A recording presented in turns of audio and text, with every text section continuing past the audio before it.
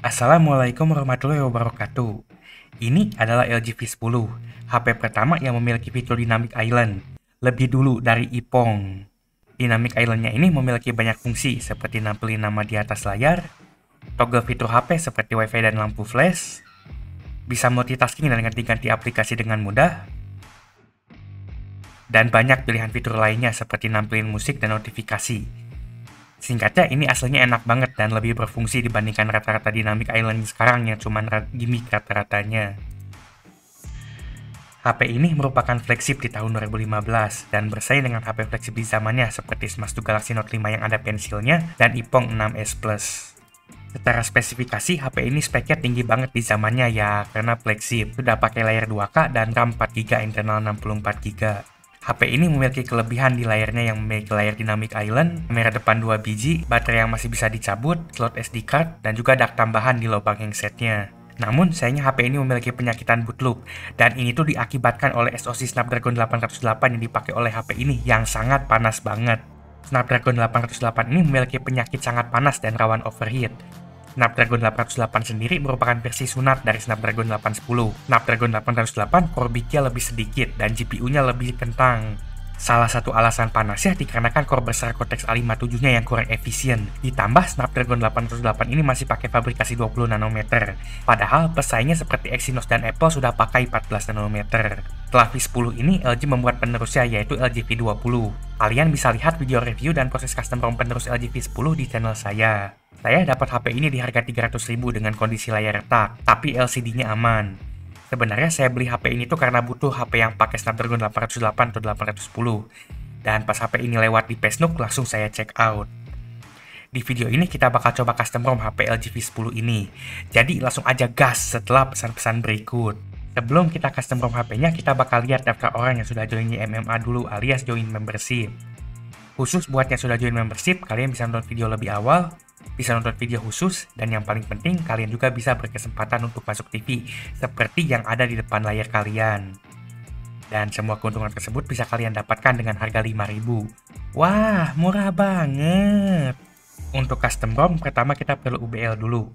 Dan untuk UBL-nya, LG V10 ini katanya cukup mudah. Kebetulan saya pakai LG V10 versi T-Mobile atau H901.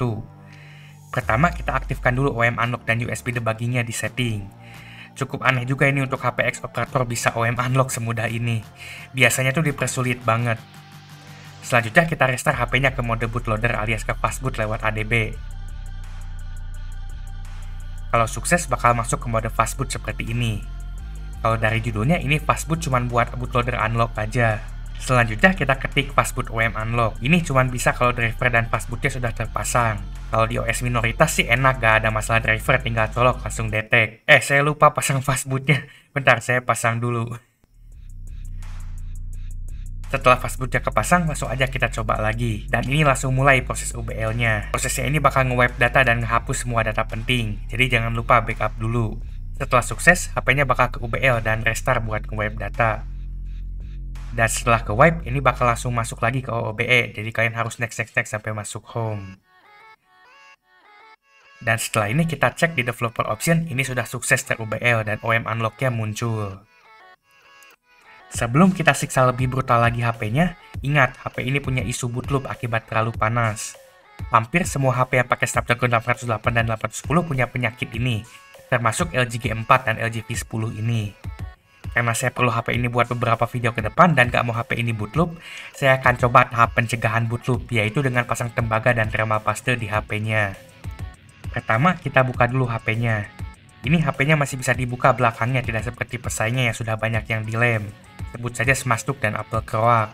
Setelah terbuka, kita tinggal lepas bautnya. Ini harusnya saya lepas dulu baterainya, tapi saya terlalu semangat malah lepas bautnya dulu.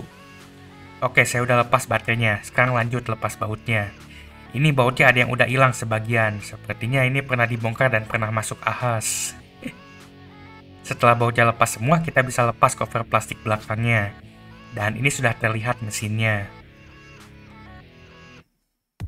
Buat lanjut angkat mesinnya, kita perlu lepas konektor LCD-nya. Ini harus hati-hati jangan sampai konektor dan fleksibelnya rusak. Dan setelah dilepas, kita bisa coba angkat si boardnya. Dan setelah dilepas, ini belakangnya ada eMMC-nya. Sayangnya ini HP masih pakai eMMC, padahal pesaingnya sudah pakai UFS. Dan di belakangnya ada sejenis foam yang bakal kita ganti dengan tembaga dan thermal paste. Untuk tembaganya saya bakal begal dari Samsung A2 Core. Ini tuh HP ada plat tembaganya, padahal ini HP spek kentang dan pakai SoC yang efisien. Jadi bingung juga ini ngapain dikasih tembaga. Sepertinya LG V10 ini lebih membutuhkan tembaganya, jadi langsung aja saya lepasin. Kalian bisa lihat video saya rakit HP Samsung A2 Core di channel saya. Pertama, saya kasih thermal paste dulu dikit. Ini thermal pastenya yang murah, harga 3.000. Wah, murah banget. Oh ya, ini nggak saya sensor karena ini HP bukan komputer atau laptop. Saya juga bingung ini perlu disensor atau enggak sih. Setelah itu saya potong tembaganya dan tempelin ke HP-nya. Saya juga pasang beberapa lapis di tembaganya. Dan saya tambah thermal pastenya juga ke eMMC-nya buat jaga-jaga. Dan saya juga pasang thermal paste di sebelahnya. Saya ini masih gak tahu ini prosesornya di mana, jadi semuanya saya pasang aja. Dan setelah beres, saya pasang lagi mesinnya. Tapi pasang tembaganya belum beres, karena bakal saya pasang lagi di bagian atasnya. Prosesornya mungkin ada di atasnya dan HP ini super panas seperti api neraka.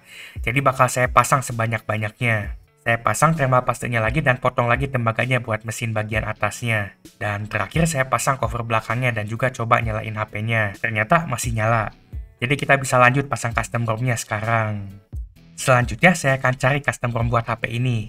Dan sayangnya di XDA ini HP-nya kurang rame developernya. Untuk custom ROM-nya HP ini mentok di Android 8.1 Oreo dan gak ada custom ROM yang lebih baru sayangnya. Dan cuman ada chipper OS Aus TP ini dengan beberapa bug. Selanjutnya kita bakal coba pasang ROM-nya dan ini perlu TWRP. Awalnya saya coba buka fastboot dan langsung flash recovery. Tapi sayangnya ternyata gak bisa. Ternyata tidak semudah itu Verguso. Ternyata fastbootnya ini gak bisa buat nge-flash recovery. Dan buat flash recovery di LG V10 ini caranya perlu lewat exploit LAV atau download mode. Ini caranya susah dan saya habis banyak waktu buat coba-coba ini. Awalnya saya pakai alat LG LAV yang repositorinya ada di GitHub. Di tutorialnya disuruh buat pindah ke branch buat LG V10 tapi gak ada. Jadi saya pakai branch yang buat LG G4. Dan ternyata ini tuh gak bisa, banyak errornya. Sampai saya tuh harus lihat codingannya dan langsung fix errornya aja sendiri. Dan setelah saya fix errornya, ini akhirnya bisa buat coba nge-flash partisi LAV-nya dan timpa pakai TWRP. Jadi yang kita lakuin ini tuh kita ubah download mode-nya jadi TWRP. Dan sekarang kita bisa pencet tombol volume atas sambil colok kabel micro USB-nya. Kalau sukses ini bakalan masuk ke TWRP. Dan ini akhirnya bisa masuk ke TWRP. Dan kalau kalian lihat ini layar 2-nya itu aslinya cuma 1 biji kalau kalian lihat di bagian atasnya. Sebenarnya ini caranya salah. Harusnya saya pakai repositori yang ada di GitLab yang ada branch buat LG V10-nya. Tapi yang penting udah kepasang si recovery-nya, jadi langsung aja kita lanjut.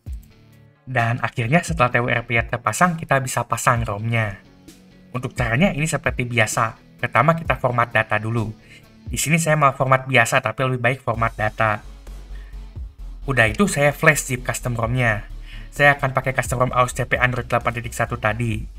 Saya pasang lewat ADB sideload biar gak usah ngopi file ke HP-nya. Dan setelah itu saya flash zip lainnya seperti GApps biar ada Google Play-nya.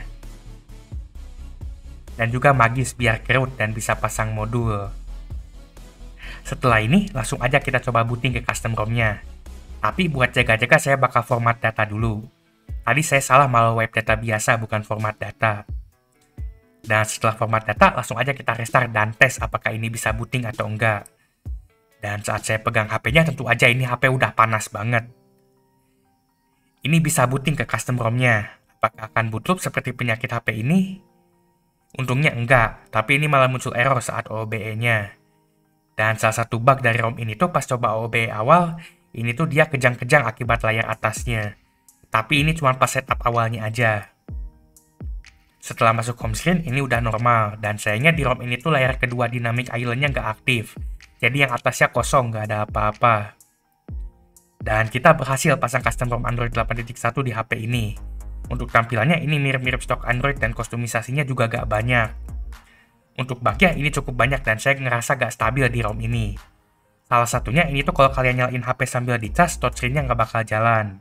Selain itu double tap to wake-nya juga gak jalan. jadi harus mencet tombol power buat nyalainnya. Untuk modul magis kayak pasang disable thermal dan juga NFS injector seperti biasa. Untuk Z-RAM atau extended RAM gak saya pasang karena sepertinya RAM 43 tuh gak jadi masalah di HP ini. Selanjutnya saya akan coba HP ini buat aplikasi sehari-hari. Untuk scroll page Nook ini masih bisa. Cuman gak tau kenapa ini kayaknya backgroundnya saya tuh ngerasa kayak agak-agak stuttering gitu dan kurang smooth pas scroll page Nook-nya. Padahal secara spesifikasi harusnya HP ini masih mampu banget buat scroll page Nook. Dan untuk aplikasi benchmark Shopee ini agak nge-lag. Tapi kalau buat checkout dan belanja ini masih bisa asalkan kalian harus sabar dikit. Secara RAM HP ini harusnya mampu karena sudah 4GB. Tapi sepertinya ini bottleneck-nya ada di tempat lain.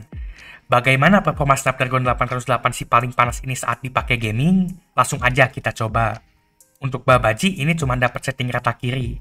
Tapi untuk performanya bisa dibilang cukup. Nggak smooth banget tapi nggak nge-lag juga. Cuman ini tuh HP jadi panas banget walaupun sudah dipasang tembaga juga. Jadi wajib banget dikipasin saat dipakai main game. Ini adalah salah satu HP terpanas yang pernah saya pegang. Tapi ada hal yang enak banget dari HP ini pas main PUBG. Pertama, ukuran layarnya ini cukup besar. Ditambah kualitas layarnya juga bagus. Dan ini tuh salah satu HP layar dengan layar IPS terbaik. Dan yang kedua, ini tuh enak. Layarnya tuh licin dan responsif banget buat main PUBG. Gak tau kenapa saya ngerasa enak banget saat nge-aim di HP ini walaupun sayangnya agak ketahan dikit sama performa HP-nya. Dan yang bikin saya bingung, saya sempat malah keterusan main PUBG di HP ini. Mungkin akibat keenakan yang tadi saya sebutin. Saat dipakai main PUBG juga ini panas banget HP-nya dan wajib banget dikipasin. Kalau gak dikipasin antara bakal throttling atau panas berlebihan kalau throttlingnya dimatiin. Yang pasti tetap aja wajib pakai kipas walaupun udah dikasih tembaga juga. Soalnya ini masih tetap aja panas. Snapdragon 808 ini salah satu naga yang paling susah dijinakin. Untuk game kikir, saya akan coba pakai setting rata kiri. Saya gak yakin banget ini HP bisa rata kanan. Saya iseng coba gacha dulu pakai HP ini dan sayangnya gacanya tidak wangi. Selain itu saat navigasi gacanya juga kerasa agak-agak nge-lag. Untuk performa saat mainin gamenya ini gak jauh dengan saat ngegacha. Sama-sama nge-lag dan patah-patah. Kalau pas PUBG itu kerasa licin, ini malah kerasa berat alias kebalikannya. Delay-nya itu kerasa banget dan sepertinya ini akibat gamenya yang nge-lag dan bottleneck banget di CPU-nya yang bikin jadi gak responsif dan patah-patah. Sebenarnya ini cuma bisanya tuh kalau kalian maksa banget dan kebelet main game kikir. Tapi kalau kalian serius mainin game kikir, ini bener-bener gak nyaman dan gak enak banget. Itu udah serasa slideshow poin main game kikir di HP ini tuh. Belum lagi delay-nya yang gak enak banget. Dan juga ini tuh panasnya luar binasa. Kalian tuh sangat-sangat wajib pakai kipas karena ini tuh serius panas banget. Dan ternyata ada yang lebih kikir dari game kikir, yaitu Stella Sora. Katanya ini game kikir banget dan juga cukup berat, jadi langsung aja kita coba. Saat awal launching ini sempat agak ngebug.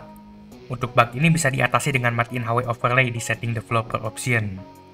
Setelah itu gamenya bisa jalan, cuman ini performanya bener-bener enggak banget.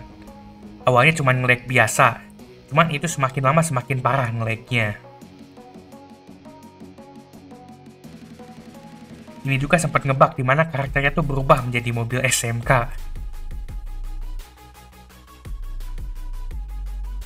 Dan itu analoginya berat banget, balikannya dari PUBG yang licin dan enak. Dan setelah main beberapa menit, ini udah gak karuan nge-lag-nya. Dimana udah sampai hampir nge-freeze dan udah gak bisa dimainin lagi. Ya singkatnya kalian gak bisa mainin Stella Sora di HP flagship keluaran 2015 ini. Kesimpulannya, apakah LG V10 ini masih bisa dipakai sekarang? Menurut saya agak kurang. Dikarenakan HP ini memiliki spek yang agak kurang dan juga penyakitan panas brutal. Ditambah dukungan custom ROM-nya juga kurang baik dan ditambah lagi HP ini tuh ada bom waktunya karena isu boot loop-nya. Kalau kalian cari HP untuk dipakai ataupun buat kebutuhan apapun, sebaiknya skip HP ini. Alasan saya beli HP ini tuh karena penasaran dengan Snapdragon 808-nya dan saya sudah tahu resiko beli HP ini bakalan bisa boot loop kapan aja. Dan setelah saya tes lagi, HP ini juga ternyata penyakitan lubang handsetnya yang cuma nyala sebelah. Ini cuma unit saya aja. Jadi cuma yang kirinya aja yang jalan, yang kanannya bisu.